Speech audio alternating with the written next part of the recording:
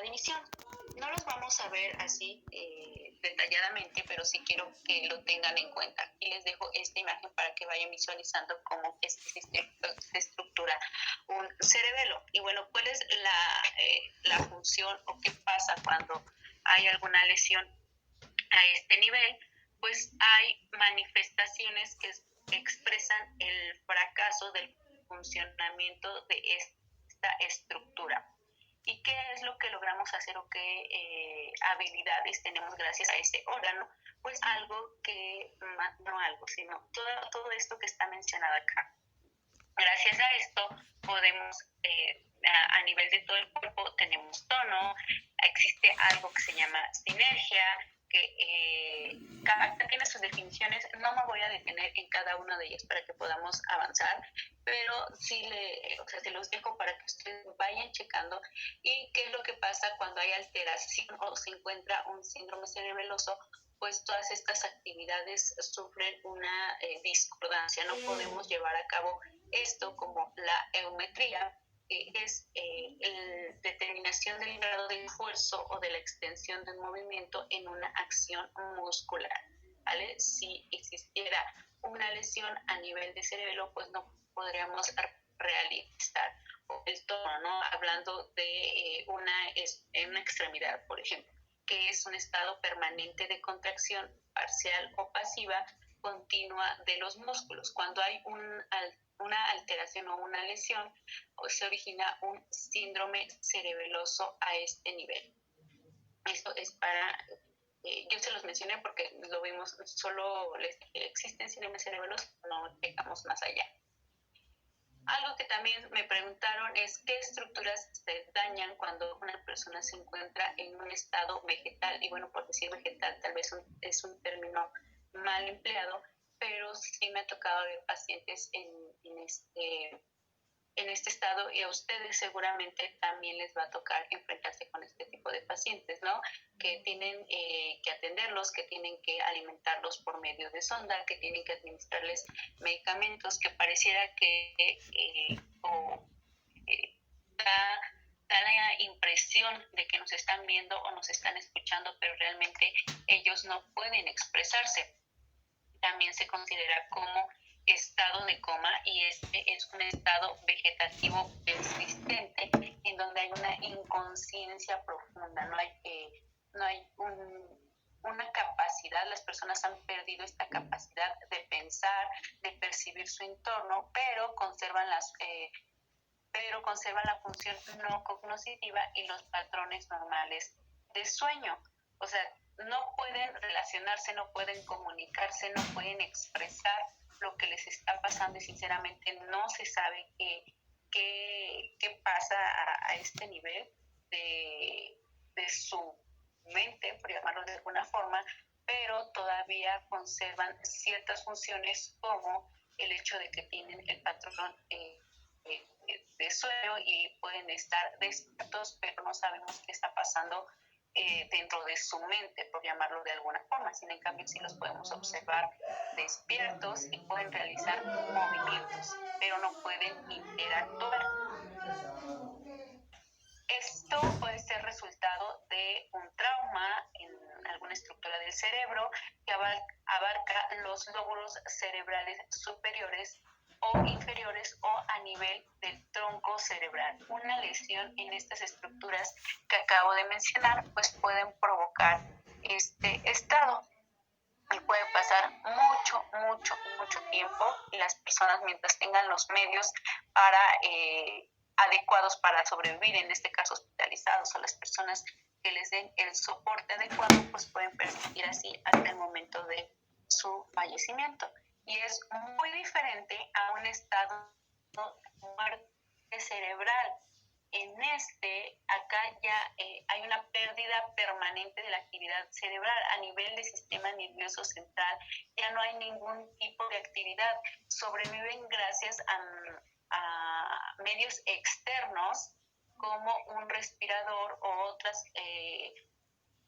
otras maniobras que los hagan mantener su vida, pero no por ellos mismos. Ellos no tienen nada de conciencia, nada de razón, están como apagados totalmente, y si se mantienen vivos es por medios externos, ¿vale? Estas son las principales personas que pueden donar órganos, porque si bien a nivel del sistema nervioso central ya no tienen una capacidad para realizar las funciones de una persona normal o consciente, mientras mantengan los órganos vitales por medio, por ejemplo, de un respirador y alimentación por medios de sondas, estos órganos todavía se siguen manteniendo útiles, más que útiles, funcionales. Funcionales es la palabra correcta, y son los principales candidatos a donación de órganos, ¿sale? Es diferente un estado vegetativo a una muerte cerebral. Ya no hay ningún tipo de actividad, por sí mismo no realiza absolutamente nada. En un estado vegetativo, la persona puede estar dormida, despierta, puede hacer movimientos o balbuceos dependiendo de a qué nivel se llevó el daño. Una de las preguntas muy comunes, y que de hecho aquí fue Diego y creo que ni está, es qué onda con la migraña o qué es lo que pasa, dónde afecta. Y yo les comentaba, es un poco complicado porque hablar de cefalea, de migraña, de esta cuestión de dolor, implica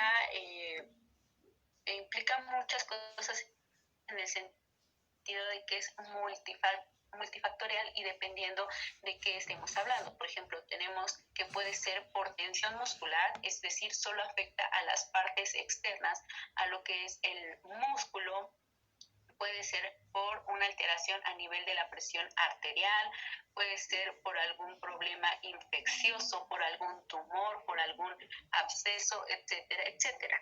Hablando de migraña específicamente, este es un desorden neurológico que se manifiesta con un dolor de cabeza muy intenso, que esto hace que sea incapacitante para las personas que lo manifiestan. Afecta en la parte frontal, principalmente la migraña tiene la característica que abarca solamente un hemisferio, y desde la zona frontal, desde el lóbulo frontal, y se presenta también con otros síntomas como crisis o ataques, y principalmente náuseas, vómitos y otras manifestaciones, además de el dolor intenso. Se presentan de dos formas. Esta puede ser de forma episódica, que es un dolor de 9 días al mes, es una episódica poco frecuente, o las episódicas muy frecuentes, que van de 10 a 14 episodios al mes. O sea, prácticamente la mitad del mes tienen este tipo de episodios, de dolores. O la crónica, que ya son más de 15 episodios o crisis que se presentan durante este periodo.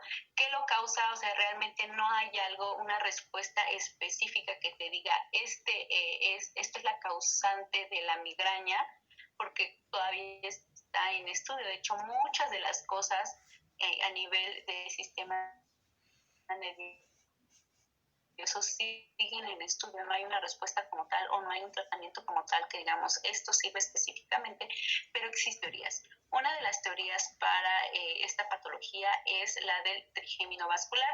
¿Qué quiere decir esto?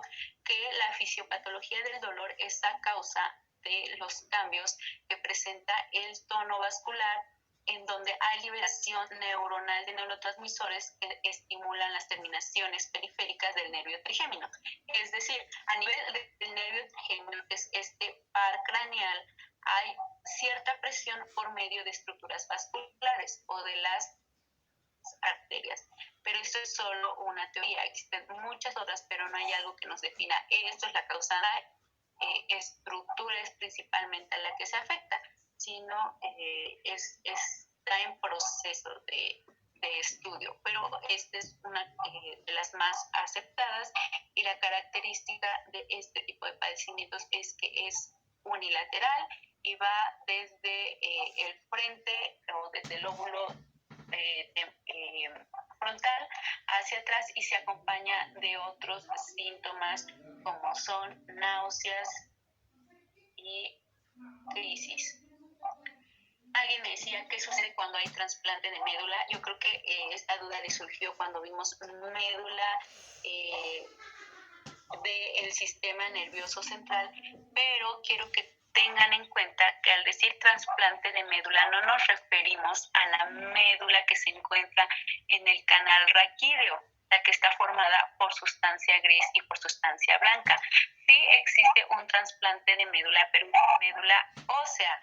¿Qué pasó? ¿Se escucha raro? Al decir trasplante de médula es médula ósea. ¿Y dónde se encuentra la médula ósea? Pues en el interior de los huesos. Recuerden que tenemos dos tipos de médula, la médula ósea amarilla y la médula ósea roja, que es en donde se lleva a cabo el proceso de hematopoiesis, que la hematopoiesis es la formación de las diferentes estirpes celulares. ¿En donde se dan estos casos? Pues en pacientes con enfermedades como leucemia, ya que su médula es productora de células malignas y el tratamiento es mediante la destrucción de estas células con altas dosis de medicamentos, radioterapias y diversos tratamientos agresivos para la destrucción de este tipo celular y deben ser reemplazadas para la formación de nuevas células. Incluso les comenté de dónde se saca esta médula, principalmente de los huesos ilíacos y del esternón, ya que es un hueso que está muy al alcance. Se hace por medio de una aspiración con una aguja. Esta aguja que estamos observando aquí se llama aguja de Hamshiri o, diversas técnicas para extraer esta médula ósea roja. Si se dan cuenta que aparece sangre, pero es médula ósea, en donde hay diferentes tipos de células para poder administrarlas a la persona que lo necesita. Este es un proceso sumamente delicado que debe de llevarse a cabo con las más altas detalles de debilidad y con mucha precisión de que no haya ningún tipo de factor que intervenga con este proceso. El donador y el paciente receptor deben de ser totalmente compatibles. Generalmente esto es de un hermano, de un papá, mamá, para que pueda donarle el tipo de médula ósea, ¿vale? No de la médula raquídea. Yo creo que les generó esa duda hablando de médula del sistema nervioso central. Ya quedamos que se encuentra en el canal vertebral y se compone igualmente de sustancia gris, sustancia blanca, y esta sustancia gris está formada por haces que van a dar fluoresos sensitivos y van a formar un nervio, ¿sale? Es diferente, médula ósea a médula espinal. Esta es una pregunta muy interesante que de hecho cuando me la hicieron me saqué de onda, porque en su momento dije, jamás lo había pensado detalladamente, y me dijeron, ¿dónde está la mente? ¿A dónde ya cuando estamos viendo todas las estructuras a nivel del sistema nervioso central que implican los hemisferios, el cuerpo calloso, tálamo, hipotálamo, mesencéfalo, y alguien me preguntó, ¿dónde se encuentra, de todas estas, dónde se encuentra la mente? ¿Dónde habitan los pensamientos, los anhelos, los sueños, las decepciones, etcétera? Lo cierto es que pues no se sabe, no es algo que tenga una respuesta, no es algo que digas, pues específicamente en esta parte del cerebro o en esta estructura se lleva a cabo el procesamiento de lo que nosotros tenemos en cuenta como mente. Si bien cada región, hablando de los lóbulos, lleva a cabo cierta función específica, como es la memoria, como es lo sensorial, el captar ciertas cosas, o hablando de los sentidos, y a nivel más interno, hablando de los núcleos que se encargan del equilibrio, hablando tiene que ver también con el sistema límbico que se encarga de las emociones, pues prácticamente está en todos lados y a la vez en ningún lado en específico. Es la asociación de un todo. ¿Y qué es la mente? O sea, como tal, es el conjunto de capacidades cognitivas que engloban diferentes procesos más complejos, los que nos distinguen como seres superiores, lo que les decía de otros animales, como es la percepción, el pensamiento, la conciencia, la memoria, la imaginación. Todo esto realmente es un gran misterio para todos los investigadores, ya que no hay un lugar específico o concreto que albergue esto que conocemos como mente. Más bien, existen también varias teorías en los artículos que me fui a revisar. Existen teorías de qué es lo que podría ser o dónde se encuentra, y algunos lo catalogan como una entidad virtual producto de los procesos que ejecutan las neuronas, o sea, de esa actividad que conocemos como sinapsis, de esos procesos que es el paso de información, se puede describir como algo obviamente no tangible, algo virtual que se procesa a nivel de nuestra conciencia, resultado de esas conexiones que se hacen entre las neuronas. Esa es solo una teoría. Hay quienes dicen que la mente se extiende a todo, no se delimita únicamente hablando a estructuras del sistema nervioso, sino va más allá, tiene que ver con todo lo que nos rodea, con todo lo que está a nuestro alrededor, tanto en nuestro organismo como lo que podemos tocar, todo lo que está a nuestro alrededor.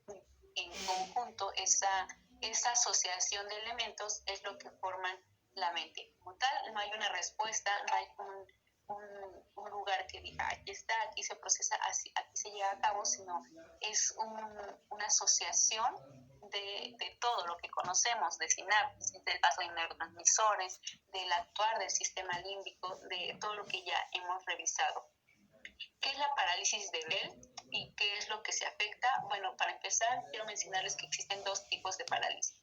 Una que es de tipo central, que son estructuras que se dañan a nivel más internamente. En este caso podemos hablar de los núcleos basales, y las parálisis periféricas. A esta se le conoce como parálisis de Bell.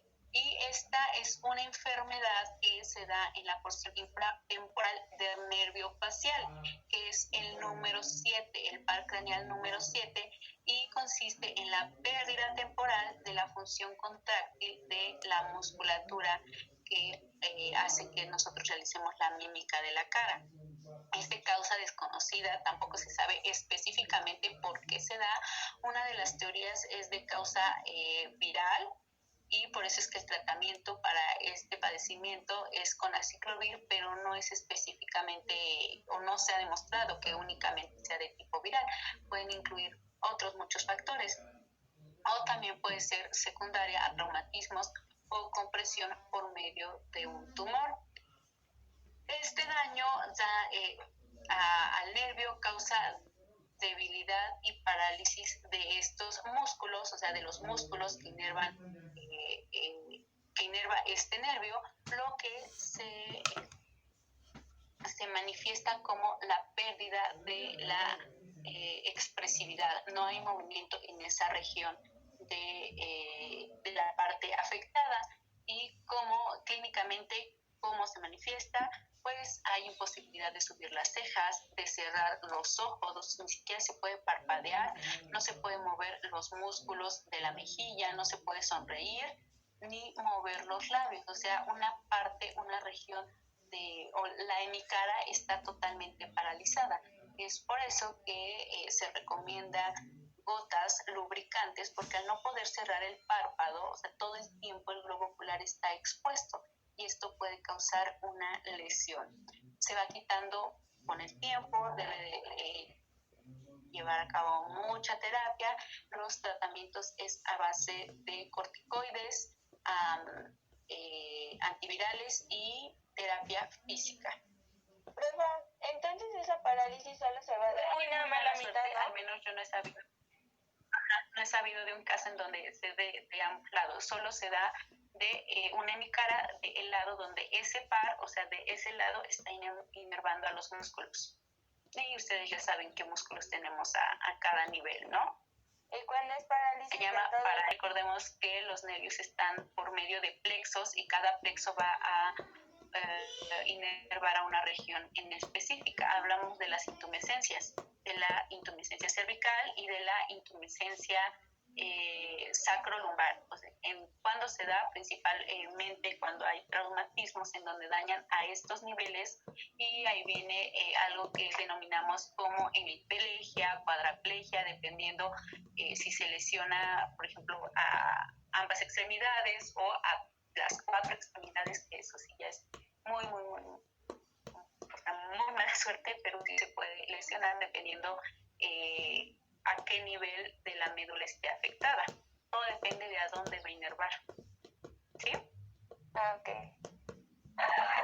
De que o disminuidos van a tener el ciclo del sueño, no lo vimos aquí, pero el sueño tiene un estado REM y un estado no REM. El estado REM es donde nuestros sueños están más profundos, de hecho es donde soñamos como tal, y a medida que nos entregamos al sueño, si caemos en un sueño profundo, nuestro cerebro deja escapar estímulos nerviosos que hacen que nuestros brazos y piernas se sacudan, ¿no? O sea, yo creo que todo el mundo se ha dado cuenta en otras personas, o ustedes mismos les ha llegado a pasar que están durmiendo y de pronto algo los despierta. Otra teoría que yo también había leído es que la frecuencia cardíaca baja tanto, estamos en un estado totalmente de relajación, que el organismo está como en stand-by, está relajado, que hay algo que necesita que lo active, porque el cuerpo piensa que nos estamos muriendo, o sea, literal, y tiene que haber algo que diga, hey, despierta. Entonces, por eso de pronto son como sacudidas, y dices, ¿qué está pasando, no? Porque tu mismo organismo hace que tu cuerpo se active como un mecanismo de defensa, de que no te vayas a morir mientras duermes. Entonces, es una batalla cada noche entre el cerebro y el estado de sueño y vigilia. Estos movimientos son generados en el mundo de los sueños. O sea, les digo, cuando estamos profundamente dormidos y se filtran al mundo real, o sea, lo que estamos soñando, no sé si soñamos que corremos, que hablamos, o sea, lo podemos expresar, lo que estamos haciendo dentro de los sueños se pueden filtrar con nuestros movimientos que hacemos en el aquí y ahora. Pero también todo el mundo de los sueños es algo sumamente complejo, muy apasionante, pero muy complejo. Nadie sabe a ciencia cierta qué es lo que sucede. Y es diferente el sonambulismo.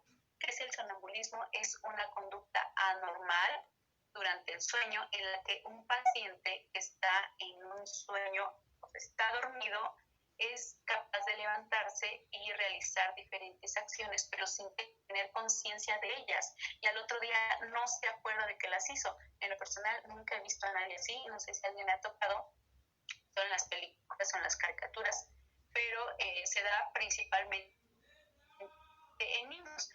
En adultos no es común, y cuando se presenta en adultos pues ya es patológico. Bueno, en sí es algo anormal, pero en adultos es aún una complicación más que si se tratara de un niño. Es un despertar incompleto, donde el cerebro no ha despertado, o sea, el cerebro sigue durmiendo, pero tu cuerpo está realizando acciones. Ok, chicos. Y lo último que nos falta ver es el sistema límbico. Solo vamos a dar generalidades de esto. Nos faltó revisar unas estructuras